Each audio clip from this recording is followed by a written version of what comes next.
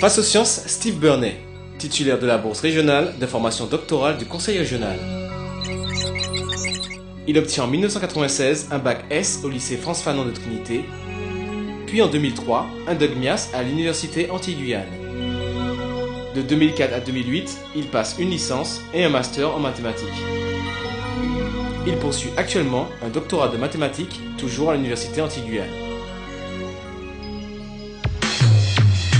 Et la thèse de Steve s'intitule, et là j'ai besoin de mon anti-sèche, inclusion différentielle. Problème de contrôle avec application à quelques problèmes environnementaux. Tiens, mais qu'est-ce qu'il fait là, ce gamin? Oula, il est près au berceau à l'UAG, hein? Hello, t'es qui, toi? Je m'appelle Elijah. Et ben alors, qu'est-ce que tu fais? Tu vois pas, je suis en train de calculer les racines carrées. Ah bon, les racines carrées de quoi? Pourquoi? Pour Steve, le pauvre, il s'en sort pas. Oh, bon, ben on va aller le voir tout de suite alors. Bon, tu veux qu'on y aille comment? À pied, à vélo, comment? Il vole? Tu veux voler? Allez, on y va. Fléchis bien les jambes. Hein? Fléchis les jambes et...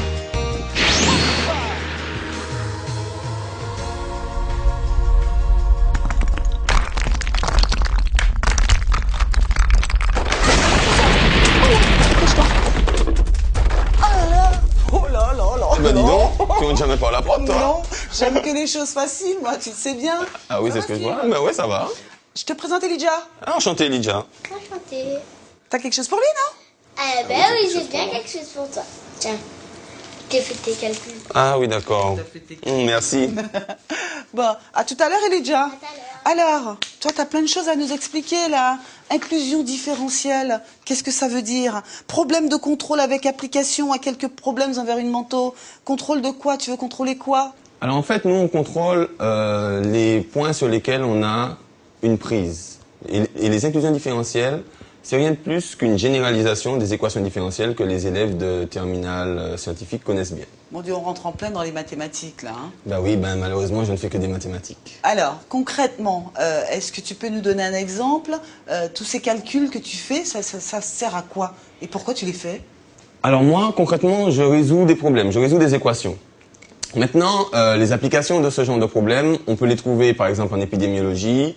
Les problèmes environnementaux en question, il ne s'agit pas vraiment de l'environnement au sens la nature, mais notre environnement. Par exemple, le trafic routier, où on a certains problèmes comme les mouvements de foule. Et nous, ce que nous faisons, nous construisons des modèles mathématiques qui nous permettent d'avoir une restitution du phénomène et une restitution sur laquelle nous, on a un contrôle. Bon, alors, tu m'as parlé d'épidémiologie. Pardon, on va prendre un exemple qui parle à tout le monde, en fait.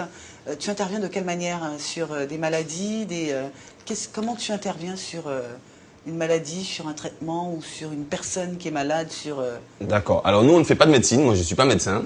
Donc, ce que nous faisons, les modèles en question, les modèles dont je t'ai parlé, il s'agit plutôt d'intervenir en amont. C'est-à-dire, la maladie va prendre une certaine ampleur et nous, on va étudier la propagation éventuelle de la maladie et on va intervenir sur ce qu'il faudrait faire, par exemple, une vaccination de masse pour pouvoir endiguer la maladie ou alors ralentir sa propagation. D'accord, mais c'est super intéressant en fait et super utile ce que tu fais. Oui, et c'est super invisible aussi surtout, parce que les mathématiciens sont ceux qu'on ne voit jamais.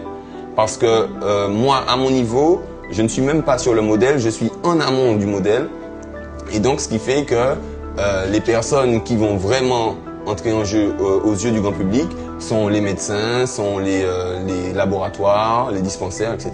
Et tu as choisi ça pourquoi? Ben pour le côté, parce que moi c'est le côté mathématique justement qui m'intéresse et les différentes applications et surtout parce que lorsque j'étais étudiant dans mes premières années, je ne comprenais pas à quoi ça pouvait servir les mathématiques à un haut niveau. Et c'est souvent la question qu'on me pose. On me dit, tiens, tu fais des mathématiques, tu fais une thèse, mais vous cherchez quoi en mathématiques? Et oui. Et donc, moi, ce qui me fascinait, c'était ça. C'était comment on peut résoudre certains problèmes de la vie de tous les jours, certains problèmes parfois très élaborés, mais qui nous semblent, je vais dire, aller de soi, comme les téléphones portables. Ça ne choque plus personne maintenant de prendre son téléphone portable et d'appeler à des milliers de kilomètres. Mais tout ça cache des équations mathématiques, des problèmes mathématiques qui nous permettent de faire ce genre de choses fabuleuses. Et quand tu auras ton diplôme, tu pourras travailler pour quel type de société? Alors, je pourrais travailler... la première société, c'est l'université. Donc, je pourrais poursuivre dans la recherche à l'université. Mais si c'est pour travailler dans une société déjà établie, c'est pas évident à trouver en Martinique. Mais il n'est pas exclu que je monte moi-même ma société pour pouvoir toujours rester dans cette dynamique de développer un petit peu la modélisation sur la Martinique. D'accord. Ton labo, il est où? Il n'est pas ici, il me semble. Alors non, mon laboratoire n'est pas ici. C'est le laboratoire AOC, Analyse, Optimisation, Contrôle, qui se trouve en Guadeloupe sur le campus de Fouillol. Bon allez, j'ai un petit exercice pour toi. Vas-y, je t'écoute. C'est pas des calculs, tu vas pas y arriver. En mathématiques, rien n'est impossible. Écoute, tu sais ce que tu vas faire? Dis-moi. C'est très dur. Hein. Vas-y. Faut que tu encourages tout le monde à faire des études. Ah, encourager tout le monde à faire des études. Tiens, Elijah, par exemple, qui est là. Voilà, ça tombe bien. Ben, tu vois, par exemple, Elijah, les études, il faut que tu comprennes très jeune que c'est très important. Parce que d'une part, faire des études, ben, ça implique avoir une formation. Et par les temps qui courent, on ne peut pas réussir sans être formé. Ensuite, une fois qu'on a entamé des études universitaires, ben, quand on commence une thèse, on rencontre beaucoup de personnes, on découvre plein de choses. Et ce qui fait qu'on a consolidé notre formation et on a un atout supplémentaire pour affronter la vie et la société de manière générale. Tu sais quoi? Je vais te dire au revoir, mais je te conseille quand même de regarder le truc d'Elijah parce que... Je vais quand même On ne jeter sait jamais. Je vais quand même jeter un œil On ne là-dessus. sait jamais. Je te dis au revoir quand même, hein? Bye bye. Ok, bye bye, bye bye.